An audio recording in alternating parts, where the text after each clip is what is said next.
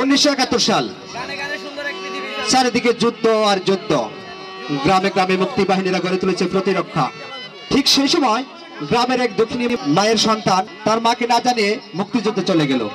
মায়ের বেকুল মন তার খোকাকে ফিরে পাবার জন্য হয়ে ওঠে অস্থির। তাই গ্রামের পাশে রেল লাইনের ধারে দাঁড়িয়ে দক্ষিণী মা তার খোকাকে ফিরে পাবার আশায় প্রতীক্ষার প্রহর গুনছে।